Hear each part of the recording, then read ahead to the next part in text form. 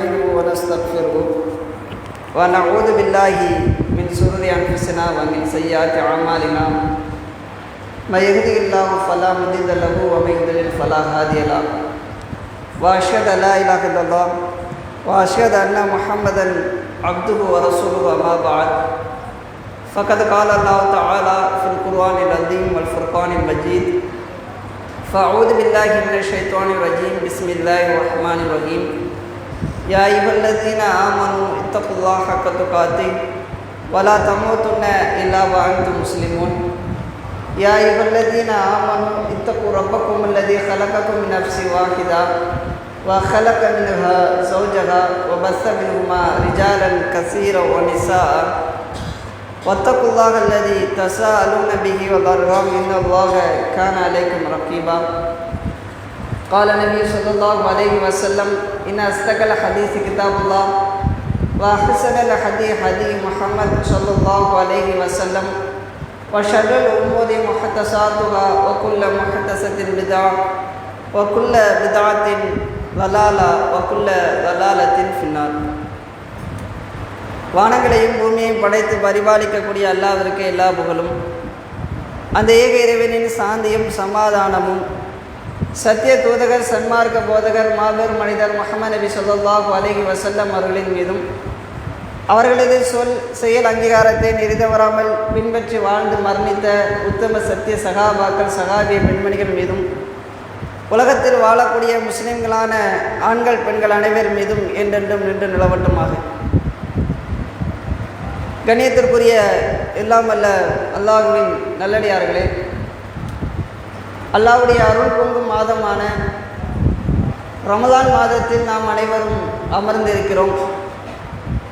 இந்த ரமலான் மாதத்தினுடைய சிறப்புகளை நாம் அனைவரும் அறிந்திருப்போம். நபியே நாயகம் ஸல்லல்லாஹு அலைஹி வஸல்லம் அவர்கள் சொல்லி காட்டும் பொழுது இதா ஜா ரமலான், ரமலான் மாதம் வந்துவிட்டது என்று சொன்னால் ஃபுதிகத் அப்வாபுல் ஜன்னா வ குல்லிகத் அப்வாபுன் நார் வ சுல்சிலத்தி ஷயாத்தீன், சொர்க்கத்தின் கதவுகள் திறக்கப்படுகின்றன, நரகத்தின் கதவுகள் மூடப்படுகின்றன, ஷைத்தான்கள் விலங்கிடப்படுகிறார்கள் என்று நபியே நாயகம் ஸல்லல்லாஹு அலைஹி வஸல்லம் சொல்லித்தாராங்க. ரமலான் மாதத்திற்கு இது அல்லாமல் இன்னும் ஏராளமான சிறப்புகள் இருக்குது. அல்லாஹ்வுடைய தூதரும் நிறைய சிறப்புகளை நமக்கு சொல்லித்தராங்க.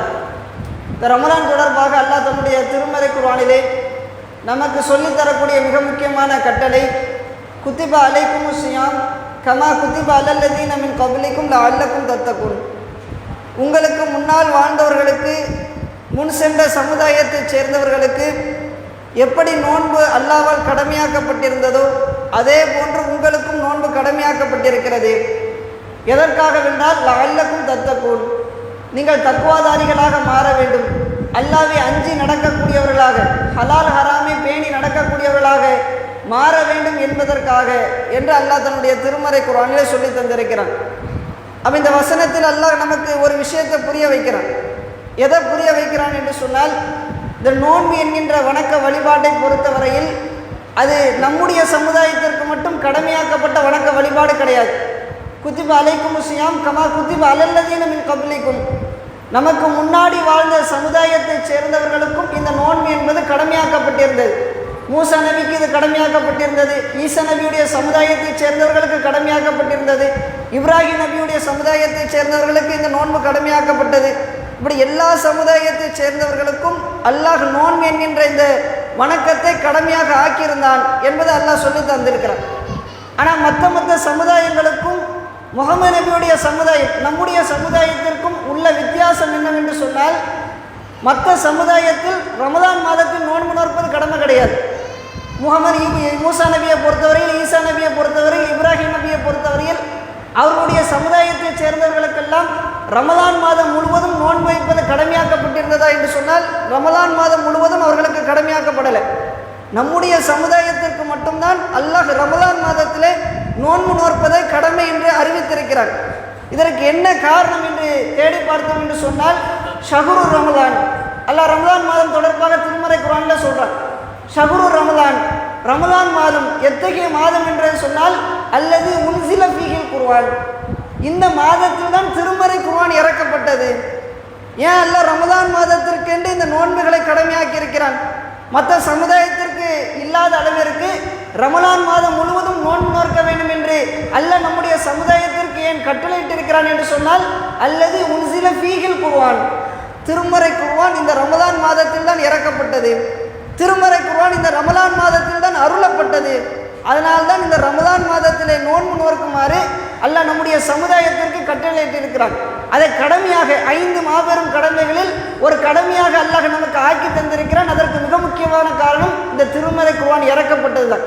இப்போ அல்லாஹ் திருமறை குர்ஆனிற்கு இந்த அளவிற்கு முக்கியத்துவம் வழங்கியிருக்கிறான். சும்மா சாதாரணமாக வழங்குற அல்லாஹ் தன்னுடைய திருமறை குர்ஆனிலே திருமறை குர்ஆனிற்கு எந்த அளவிற்கு முக்கியத்துவம் வழங்கியிருக்கிறான் என்பதை நம்ம பார்க்க வேண்டும் என்று சொன்னால், அல்லாஹ் திருமறை குர்ஆனிலே ஒரு இடத்துல சொல்லி தந்திருக்கிறான். அல்லாஹ் இந்த வானம் பூமி இந்த உலகம் மனிதர்களை எல்லாம் படைக்கும் பொழுது ஒரு வருடத்திற்கு 12 மாதம் என்பதை முடிவு செஞ்சுட்டான். இந்த உலகத்தை படைக்கும் போது அல்லாஹ் என்ன செஞ்சுட்டான் என்று சொன்னால், வருஷத்துக்கு 12 மாதம் தான், 12 மாதங்கள் தான் ஒரு வருடத்திற்கு இருக்கும் என்பதை அல்லாஹ் முடிவு செஞ்சுட்டான். முடிவு செய்ததோடு மட்டுமில்லாமல் அந்த 12 மாதங்களில் 4 மாதங்கள் புனிதமான மாதங்கள், அதை முடிவு செஞ்சுட்டான். மொத்தம் 12 மாதம். அந்த 12 மாதங்களில் 4 மாதங்கள் புனிதமான மாதங்கள். அந்த புனிதமான மாதங்களில் போர் செய்யக்கூடாது, அந்த புனித மாதங்களில் பிறருடைய மானம் மரியாதை விஷயங்களிலே விளையாடக்கூடாது, ரொம்ப கண்ணியமாக நடந்து கொள்ள வேண்டும் என்று சொல்லி அல்லாஹ் கட்டளை இருக்கிறான். அந்த 4 மாதம் துல்காதா, துல்ஹஜ், முஹர்ரம், ரஜப், இந்த 4 மாதங்களும் அல்லாஹ்வால் புனிதப்படுத்தப்பட்ட மாதம். இது உலகம் படைக்கப்பட்ட நாளிலிருந்து அல்லாஹ்வால் இந்த 4 மாதமும் புனிதப்படுத்தப்பட்டு கொண்டே வந்திருக்குது. ஆனால் ரமலான் மாதத்திற்கென்று எந்த சிறப்புமே கிடையாது. இந்த உலகம் படைக்கப்பட்டதிலிருந்து நபிகள் நாயகம் ஸல்லல்லாஹு அலைஹி வஸல்லம் அவருடைய காலம் வரையிலும் இந்த ரமலான் மாதத்திற்கென்று எந்த விதமான சிறப்புகளும் இல்லாமல் இருந்தது. திடீரென்று இந்த ரமலான் மாதத்திற்கு அல்லாஹ் சிறப்புகளை கொடுக்கிறான், அருள் பொங்கும் மாதமாக அறிவிக்கிறான். வானத்தினுடைய கதவுகள் திறக்கப்படுது. வேற எந்த மாதத்திற்காவது வானத்தினுடைய கதவுகள் திறக்கப்படுமா?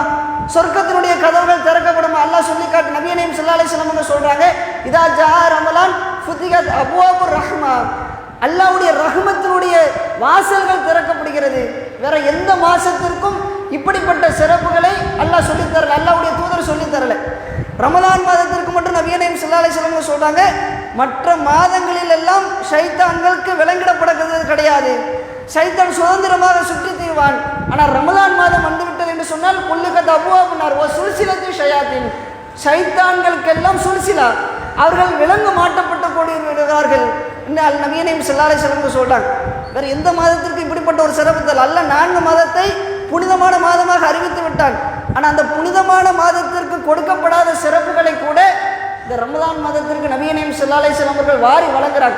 ஏகப்பட்ட சிறப்புகள் இந்த ரமலான் மாதத்திற்கு இருப்பதாக அல்லாஹ்வும் அல்லாஹ்வுடைய தூதரும் சொல்லி தந்திருக்கிறார்கள் என்று சொன்னால், அந்த சிறப்புகள் எல்லாம் இந்த ரமலான் மாதத்திற்கு எப்படி கிடைச்சது? ஏன் கிடைச்சது? இந்த திருமறை குர்ஆன் அருளப்பட்டது என்கின்ற ஒரே காரணத்திற்காகத்தான். அது அல்லாஹ் சொல்றான், ஷஹ்ரு ரமலான் அல்லது உன்சில ஃபீஹில் குர்ஆன். வேற எந்த சிறப்புமே கிடையாது. ரமலான் மாதத்திற்கு இவ்வளோ பெரிய சிறப்புகள் வந்ததற்கான காரணம் திருமறை குர்ஆன் இறக்கப்பட்டது என்கின்ற ஒரே காரணம் தான் என்பதை அல்லாஹ் தன்னுடைய திருமறை குர்ஆனின் மூலமாக சொல்லி தந்திருக்கிறான். அப்போ இவ்வளோ சிறப்பு. இன்னும் கொஞ்சம் ரமலான் இந்த திருமறை குர்ஆனுடைய சிறப்புகளை நாம் அறிந்து கொள்ள வேண்டும் என்று சொன்னால், லைலத்துல் கத்ர் இரவுகளை பற்றி அல்லாஹ் சொல்லி காட்டியிருக்கிறான். லைலத்துல் கத்ர் என்பது 1000 மாதங்களை விட சிறந்தது. அல்லாஹ் தன்னுடைய திருமறை குர்ஆனை சொல்லி எல்லாருக்குமே தெரிந்த விஷயம்தான். லைலத்துல் கத்ர் இரவு என்பது, ஒரு இரவு என்பது 1000 மாதங்களை விட சிறந்தது. 1000 இரவு என்று அல்லாஹ் சொல்லலை, 1000 நாட்களை விட சிறந்தது என்று சொல்லலை, 1000 வாரங்களை விட சிறந்தது என்று அல்லாஹ் சொல்லலை. அல்லாஹ் எப்படி சொல்றான்? ஒரு இரவு என்பது 1000 மாதங்களை விட சிறந்தது. எவ்வளோ சிறப்பு! ஒரு இரவு என்பது 1000 மாதங்களை விட சிறந்த இரவாக ஏன் மாற்றப்பட்டது? ஏன்னா லைலத்துல் கத்ர் இரவிலே அல்லாஹ் திருமறை குர்ஆனை நபிகள் நாயகம் ஸல்லல்லாஹு அலைஹி வஸல்லம் அவர்களுக்கு முதலாக இறக்கினான். திருமறை குர்ஆன் லைலத்துல் கத்ர் இரவிலே இறக்கப்பட்டதின் காரணமாக அந்த இரவுக்கு எப்படிப்பட்ட பேர் வந்தது? லைலத்துல் கத்ர், கண்ணியமிக்க இரவு, கண்ணியமான இரவு, மகத்துவமிக்க இரவு. மற்ற எல்லா இரவுகளுக்கும் லைல் என்ற பெயர் மட்டும்தான் இருக்கும். ஆனால் திருமறை குர்ஆன் இறக்கப்பட்ட இரவிற்கு மட்டும் லைலத்துல் கத்ர், கண்ணியமிக்க இரவு, சிறப்புமிக்க இரவு, மகத்துவமிக்க இரவு என்ற தனி பெயரை அல்லாஹ் சூட்டிவிட்டு அந்த இரவு என்பது 1000 மாதங்களை விட சிறந்தது என்று அல்லாஹ் அறிவிக்கிறான் என்று சொன்னால், திருமறை குர்ஆன் இவ்வளோ சிறப்பிற்குரியது. இந்த இரவு என்ற இரவு இருக்குதுல்ல, இரவுக்கு உயிர் உண்டுமா? பகலுக்கு உயிர் உண்டுமா? இரவுக்கு பகலுக்கெல்லாம் உயிர் கிடையாது. ஆனால் உயிரே இல்லாத இதை இரவில் திருமறை குர்ஆன் இறக்கப்பட்டது என்கின்ற ஒரே காரணத்தினால் அது 1000 மாதங்களை விட சிறந்தது என்று அல்லாஹ்வால் அறிவிக்கப்பட்டிருக்கிறது என்று சொன்னால், உயிரோடு இருக்கக்கூடிய நாம் திருமறை குர்ஆனை நாம் பெற்றுக்கொண்டிருக்கிறோம். திருமறை குர்ஆனை சரியான முறையில் படித்து சரியான முறையில் ஓதி நம்முடைய வாழ்க்கையில் திருமறை குர்ஆனை நாம் நடைமுறைப்படுத்துகிறோம் என்று சொன்னால் நம்ம எவ்வளோ சிறப்பிற்குரிய மக்களாக மாறுவோம். திருமறை குர்ஆன் இறக்கப்பட்டதனால் ஒரு இரவு 1000 மாதங்களை விட சிறந்ததாக மாற்றப்படுகிறது என்று சொன்னால், திருமறை குர்ஆனை ஓதக்கூடிய காரணத்தினால் அல்லாஹ் நம்மை எத்தனை மனிதர்களை விட சிறந்தவர்களாக மாற்றுவான். ஒரு இரவு 1000 மாதங்களை விட சிறந்தது என்று சொன்னால், ஒரு மனிதன் திருமறை குர்ஆனை ஓதினால் 1,00,000 பேரை விட சிறந்தவனாக மாறுவான். அது அல்லாஹ் புரிய வைக்கிறான். ஒரு இரவு உயிரில்லாத இரவு, எந்த விதமான உயிரும் வழங்கப்படாத இரவு திருமறை குர்ஆன் இறக்கப்பட்டதனால் 1000 மாதங்களை விட சிறந்ததாக பெயர் பெற்றிருக்கிறது என்று சொன்னால், உயிரோடு இருக்கக்கூடிய நாம், உயிர் பெற்றிருக்கக்கூடிய நாம் திருமறை குர்ஆனை நம்முடைய வாழ்க்கையிலே நடைமுறைப்படுத்தினோம் என்று சொன்னால் கோடிக்கணக்கான மனிதர்களை விட சிறந்தவர்களாக மாற்றப்படுவோம் என்பதைத்தான் அல்லாஹ் இந்த வசனத்தின் மூலமாக நமக்கு புரிய வைக்கிறான். திருமறை குர்ஆன் என்பது அந்த அளவிற்கு சிறப்பிற்குரிய திருமறை குர்ஆன் இறக்கப்பட்ட ஒரே காரணத்திற்காகத்தான் இன்னைக்கு நம்ம ரமலான் மாதம் முழுவதும் நோன்பு நோற்று கொண்டிருக்கிறோம். ரமலான் மாதத்திற்கென்று அல்லாஹ் இவ்வளவு பெரிய சிறப்புகளை நமக்கு தந்திருப்பதற்கான காரணமே இந்த திருமறை குர்ஆன் இறக்கப்பட்டது என்கின்ற ஒரே காரணம் தான். ஆனால் திருமறை குர்ஆனை நம்ம அலட்சியப்படுத்திடக்கூடாது. அல்லாஹ் நமக்காகத்தான் திருமறை குர்ஆனை தந்திருக்கிறார். அல்லாஹ்விற்காக அல்லாஹ் திருமறை குர்ஆனை இறக்கலை. மனிதர்களாக வாழக்கூடிய நாம் கண்ணியமிக்கவர்களாக மாற வேண்டும், சிறப்பிற்குரியவர்களாக மாற வேண்டும் என்பதற்காகத்தான் அல்லாஹ் திருமறை குர்ஆனை நமக்கு தந்திருக்கிறான் என்பதாக நபியே நாயகம் ஸல்லல்லாஹு அலைஹி வஸல்லம் சொல்லித்தராங்க. இன்னொரு இடத்துல நபியே நாயகம் ஸல்லல்லாஹு அலைஹி வஸல்லம் அவர்கள் சொல்லி காட்டும் பொழுது சொல்றாங்க, ஹைருக்கும், உங்களிலே சிறந்தவர்கள் யார் என்று சொன்னார். முஸ்லிமாக வாழக்கூடியவர்களில் எல்லா முஸ்லிமும் ஒரே தரத்தை சேர்ந்தவர்கள் கிடையாது. முஸ்லிம்களிடத்திலேயே பல தரத்தை சேர்ந்தவர்கள், பல அந்தஸ்தை சேர்ந்தவர்கள் இருப்பார்கள். நபியே நாயகம் ஸல்லல்லாஹு அலைஹி வஸல்லம் சொல்றாங்க, ஹைருக்கும், முஸ்லிமாக இருக்கக்கூடிய உங்களிடத்தில் சிறந்தவர்கள் யார் என்று சொன்னால், மன் தஅல்லமல் குர்ஆன வஅல்லமஹு, யார் குர்ஆனை தாமும் கற்று அதை பிறருக்கும் கற்றுக் கொடுக்கிறாரோ அவர்தான் உங்களிலே சிறந்தவர். எவ்வளோ முக்கியமான வார்த்தை. நபியே நாயகம் ஸல்லல்லாஹு அலைஹி வஸல்லம் அவர்கள் எப்படி சொல்லி காட்டுறாங்க, உங்களிலே நீங்கள் சிறந்தவர்களாக மாற வேண்டும் என்று சொன்னால் நீங்கள் குர்ஆனை கற்றுக்கொள்ளுங்கள், அதை பிறருக்கு கற்றுக் கொடுங்க. நீங்களும் கற்று அதை பிறருக்கு கற்றுக் கொடுத்தால் நீங்கள் தான் முஸ்லிம்களிலே சிறந்தவர்கள். நபியே நாயகம் ஸல்லல்லாஹு அலைஹி வஸல்லம் சொல்றாங்க, எப்படி ஒரு இரவு என்பது சாதாரணமாக இருந்த ஒரு இரவு 1000 மாதங்களை விட சிறந்ததாக மாற்றப்பட்டது என்று சொன்னால், சாதாரணமான லைல் என்ற பெயரை பெற்ற ஒரு இரவு லைலத்துல் கத்ர் என்ற மகத்துவமிக்க இரவு என்ற பெயரை பெற்றிருக்கிறது என்று சொன்னால், அதே போன்று சாதாரணமான முஸ்லிம் என்ற பெயரை பெற்றிருக்கக்கூடிய நீங்கள் கண்ணியமிக்க மனிதர், கண்ணியமிக்க முஸ்லிம், மகத்துவமிக்க முஸ்லிம் என்ற பெயரை பெற வேண்டும் என்று சொன்னால் இந்த திருமறை குர்ஆனை கற்றுக்கொள்ளுங்கள், அதை பிறருக்கு கற்றுக் கொடுங்கள். நீங்களும் கற்று அதை பிறருக்கும் நீங்கள் கற்றுக் கொடுத்தீர்கள் என்று சொன்னால் ஹைருக்கும், நீங்கள் தான் முஸ்லிம்களிலே சிறந்தவர்கள் என்பதாக நபியே நாயகம் ஸல்லல்லாஹு அலைஹி வஸல்லம் சொல்லித்தராங்க. இப்போ இவ்வளோ பெரிய சிறப்புகள் நபியே நாயகம் ஸல்லல்லாஹு அலைஹி வஸல்லம் அவர்கள் இந்த திருமறை குர்ஆனை ஓதுவதற்கு நமக்கு என்ன செஞ்சிருக்கிறாங்க, சொல்லி தந்து. இதை அலட்சியப்படுத்திடக்கூடாது. இந்த ரமதான் மாதத்தில் எந்த அளவிற்கு திருமறை குர்ஆனை நம்மால் ஓத முடியுமோ அந்த அளவுக்கு திருமறை குர்ஆனை ஓதக்கூடிய மக்களாக இருக்க வேண்டும், அதை கற்றுக்கொள்ளக்கூடிய மக்களாக இருக்க வேண்டும், பிறருக்கு கற்றுக் கொடுக்கக்கூடிய மக்களாக இருக்க வேண்டும் என்பதைத்தான் அல்லாஹ்வுடைய தூதர் இந்த ரமலான் மாதத்தின் வாயிலாக நமக்கு சொல்லித்தராங்க. நபியே நாயகம் ஸல்லல்லாஹு அலைஹி வஸல்லம் அவர்கள் ரமலானில் செய்த மிக முக்கியமான அமல்கள் எதுவெல்லாம் என்று எடுத்து பார்த்தோம் என்று சொன்னால், அது திருமறை குர்ஆனை ஓதியது மிக முக்கியமான அமலாக இருந்தது. நபியே நாயகம் ஸல்லல்லாஹு அலைஹி வஸல்லம் அவர்கள் ஒவ்வொரு வருடமும் ரமலான் மாதம் வந்துவிட்டது என்று சொன்னால் அதுவரையிலும் இறக்கப்பட்டிருந்த திருமறை குர்ஆனை முழுவதுமாக ஓதி காட்டுவார்கள். ரசூலுல்லாஹ் மரணம் அடைந்தார்கள்ல, ரசூலுல்லாஹ் மரணித்த கடைசி வருடத்தில் நபியே நாயகம் ஸல்லல்லாஹு அலைஹி வஸல்லம் அவர்கள் 2 முறை திருமறை குர்ஆனை முழுவதுமாக ஜிப்ரீல் அலைஹிஸ்ஸலாம் அவரிடத்திலே ஓதி காட்டினார்கள் என்கின்ற செய்தியை ஹதீஸ்களில் நம்மளால் பார்க்க முடியுது. அப்போ திருமறை குர்ஆனை ஓதுவது என்பது இந்த ரமலானில் சிறப்புப்படுத்தி சொல்லப்பட்ட ஒரு அமலாக இருக்குது. இன்னொரு ஹதீஸில் நபியே நாயகம் ஸல்லல்லாஹு அலைஹி வஸல்லம் சொல்லி காட்டியிருக்கிறாங்க, திருமறை குர்ஆனுடைய எழுத்துக்களில் நீங்கள் ஓதக்கூடிய ஒவ்வொரு எழுத்துக்கும் அல்லாஹ் 10 நன்மைகளை வழங்குவான். அலிஃப் லாம் மீம் என்று நீங்கள் வாசித்தீர்கள் என்று சொன்னால், அலிஃப் லாம் மீம் என்பது ஒரு எழுத்து கிடையாது. அலிஃபுன் ஹர்ஃபுன், லாமுன் ஹர்ஃபுன், மீமுன் ஹர்ஃபுன். அலிஃப் ஒரு எழுத்து, லாம் ஒரு எழுத்து, மீம் ஒரு எழுத்து. அலிஃப் என்று உச்சரித்தால் 10 நன்மை, லாம் என்று உச்சரித்தால் 10 நன்மை, மீம் என்று உச்சரித்தால் 10 நன்மை.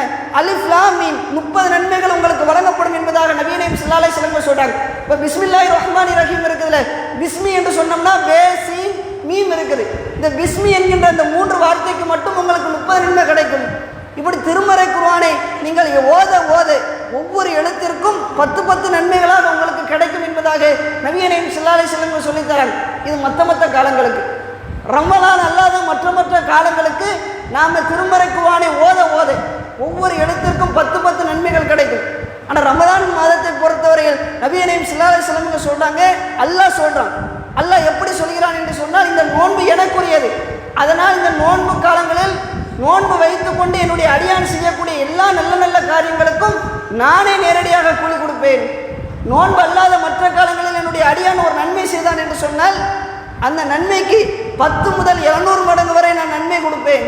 ஆனால் நோன்பு காலங்களில் அவன் செய்யக்கூடிய ஒவ்வொரு நல்ல காரியங்களுக்கும் அதை விட அதிகமாக நான் நன்மைகளை எழுதுவேன். ரமலான் அல்லாத மற்ற காலங்களில் நம்ம என்ன நன்மை செய்தாலும் மலக்குமார்கள் பதிவு செய்வாங்க. இந்த மனிதர் இந்த நன்மையை செஞ்சார், இவ்வளோ காலம் நன்மை செய்தார் என்று மலக்குமார்கள் பதிவு செய்வாங்க.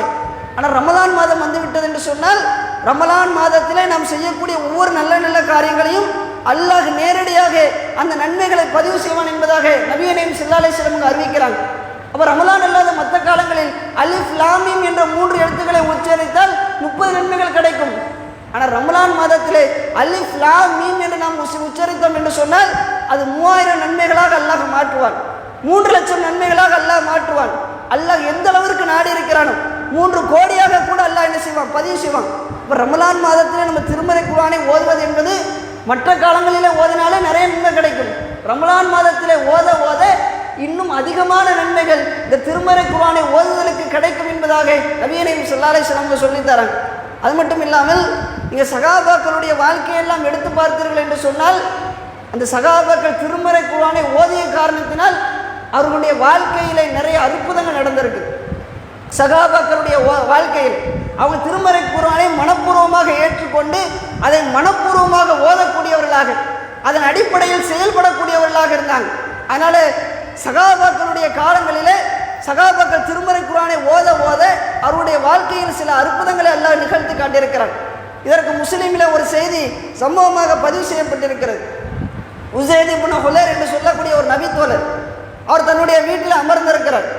வீட்டில் அமர்ந்து கொண்டு திருமறை குர்ஆனுடைய 18வது அத்தியாயம் அல் கஹ்ஃப் என்று சொல்லக்கூடிய அத்தியாயத்தை ஓதிக்கிட்டு இருக்கிறார்.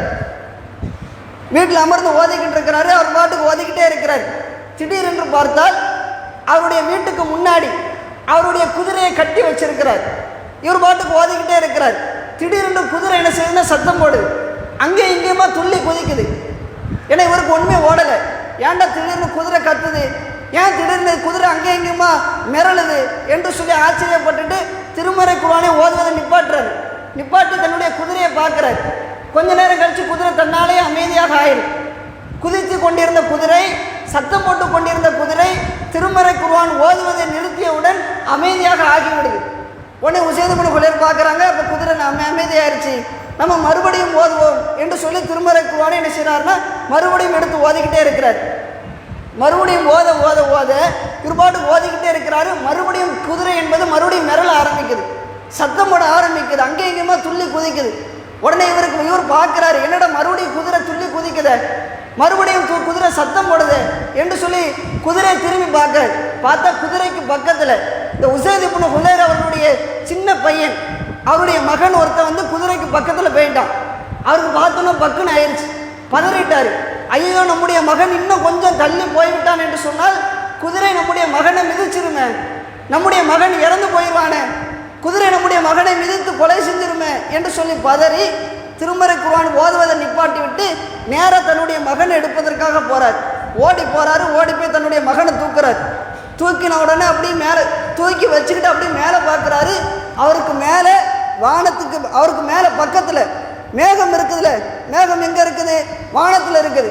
இவர் தூக்கி தலையை பார்க்குறாரு. அந்த மேகம் அப்படியே அவருக்கு தலைக்கு பக்கத்தில் வந்தது மாதிரி இருக்குது. அந்த மேகத்தை சுற்றி நிறைய வெளிச்சமாக இருக்குது. நட்சத்திரம் வந்தால் வெளிச்சமாக இருக்குல்ல, அந்த மாதிரி வெளிச்சமாக இருக்குது. உடனே இவருக்கு என்ன நடக்குதுன்னே புரியலை. உடனே தன்னுடைய மகனை வீட்டுக்குள்ளே வச்சுட்டு விறுவிறுன்னு வெளியே வந்துட்டு வெளியே வானத்தை எட்டி பார்க்குறாரு. அவர் பார்த்த எதுவுமே இல்லை. மேகம் பக்கத்தில் வந்திருந்தது, மேகத்தில் மினுங்கிக்கிட்டு இருந்ததில்ல, அது எதையுமே காணும். உடனே இவருக்கு என்ன நடந்துச்சுன்னே புரியலை. உடனே மறுநாள் காலையில் ஃபஜ்ர் வருது. ஃபஜர் தொழுகைக்கு வாரார். வந்து நபி கரீம் ஸல்லல்லாஹு அலைஹி வஸல்லம் அவங்க ஃபஜர் தொழுகையை நடத்துகிறாங்க. ஃபஜர் தொழுகை முடிந்ததற்கு பிறகு நபி கரீம் ஸல்லல்லாஹு அலைஹி வஸல்லம் கிட்ட நேரம் வந்து சொல்கிறாங்க, அல்லாஹ்வுடைய தூதரே, நேற்று இரவு என்னுடைய வீட்டில் இப்படிப்பட்ட சம்பவம் நடந்தது. நான் அல்-கஹ்ஃப் அத்தியாயத்தை ஓதிக்கிட்டு இருந்தேன். திடீரென்று என் குதிரை மிரண்டது. நான் ஓதுறதை நிப்பாட்டினேன். மறுபடியும் அந்த குதிரை அமைதி ஆயிடுச்சு. நான் மறுபடியும் திருமறை குர்ஆனை ஓதினேன். மறுபடியும் குதிரை மிரண்டது. உடனே பார்த்து என்னுடைய மகன் பக்கத்தில் இருந்தான். உடனே அவனை மிதிச்சிடக்கூடாது என்பதற்காக ஓடி போய் என்னுடைய மகனை தூக்கி வானத்தில் பார்த்தேன். மேகம் எனக்கு பக்கத்தில் வந்து நின்றுச்சு. மேகத்தில் மின்னிக்கிட்டு இருந்தது. உடனே என்னுடைய மகனை வீட்டில் வச்சுட்டு வெளியே வந்து பார்க்குறேன், அந்த மேகத்தை காணோம் என்று சொல்கிறாங்க.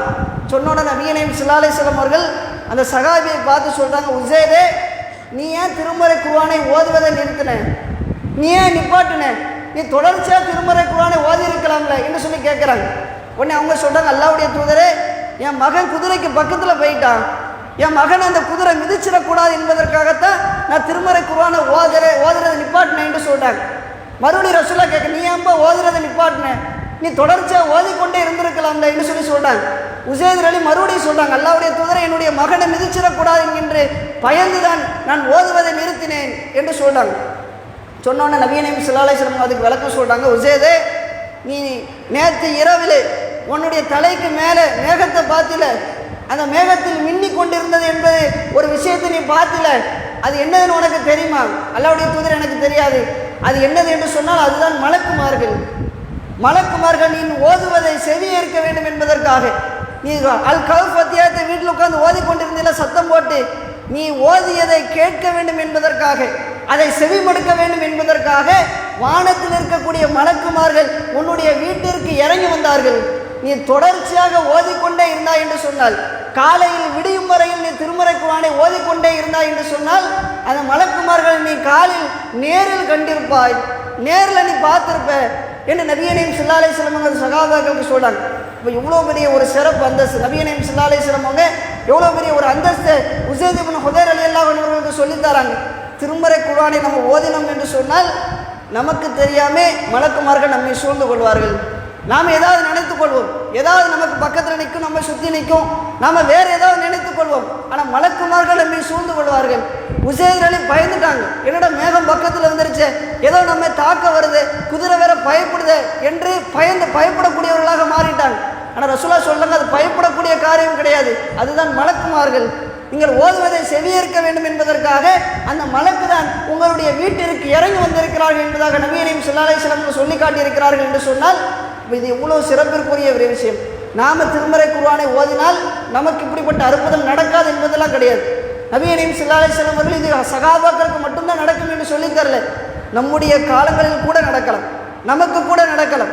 நாம் நம்முடைய வீடுகளிலே அமர்ந்து திருமறை குர்ஆனை ஓதினோம் என்று சொன்னால் நம்முடைய வீடுகளுக்கு மலக்குமார்கள் இறங்கி வருவார்கள். பள்ளிவாசலிலே அமர்ந்து திருமறை குர்ஆனை ஓதினோம் என்று சொன்னால் நம்மை சுற்றி மலக்குமார்கள் சூழ்ந்து கொள்வார்கள். ஆனால் நமக்கு தெரியாது, நமக்கு தெரியாமலே நம்மை மலக்குமார்கள் சூழ்ந்து கொள்வார்கள் என்று சொன்னால் அப்போ எவ்வளவு சிறப்புக்குரிய ஒரு மனிதனாக நம்ம மாறி போவோம் என்பதை கொஞ்சம் சிந்திச்சு பாருங்க.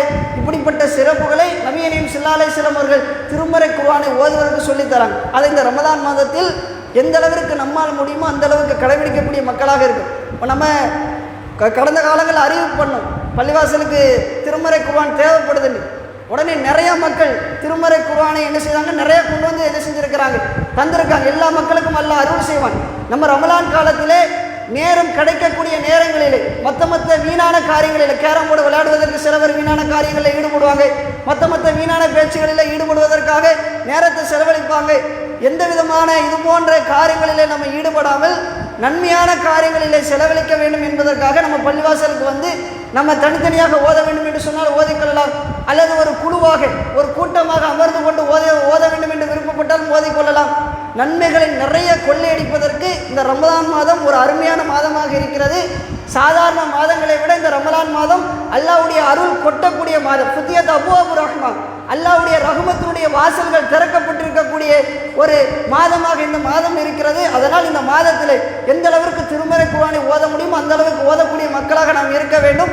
ஞாயிற்றுக்கிழமை ஸ்கூல்லாம் லீவு தான். நம்முடைய பிள்ளைகளை வீட்டில் சும்மா விடாமல் பள்ளிவாசலுக்கு வந்து என்ன செய்யலாம், ஒரு 5 பேர் 10 பேர் சேர்ந்து அமர்ந்து அழகான முறையில் என்ன செய்யலாம், ஓதக்கூடியவர்களாக அமரலாம். நம்முடைய மகன்கள் ஓதினார்கள் என்று சொன்னால் அவர்கள் கண்ணியத்திற்குரியவர்களாக மாறுவார்கள். அவர்களின் மூலமாக நமக்கும் அந்த கண்ணியத்தை அல்லாஹ் தருவான் என்பதை நபியே நாயகம் ஸல்லல்லாஹு அலைஹி வஸல்லம் அவர்கள் பல்வேறு ஹதீஸின் மூலமாக நமக்கு சுட்டி காட்டியிருக்கிறார்கள். அந்த அளவிற்கு இந்த திருமறை குர்ஆனை எந்த அளவிற்கு அழகான முறையில் ஓதக்கூடிய மக்களாக நாம் மாற முடியுமோ அப்படிப்பட்ட மக்களாக அல்லாஹ் நம் அனைவரையும் ஆக்கி அருள் புரிவானாக என்று கேட்டு என்னுடைய இந்த முதல் உரையை முடிவு செய்கிறேன். வாஹிர் தவானா அல்ஹம்துலில்லாஹி ரப்பில் ஆலமீன். அஸ்ஸலாமு அலைக்கும் வரஹ்மத்துல்லாஹி வபரகாத்துஹு.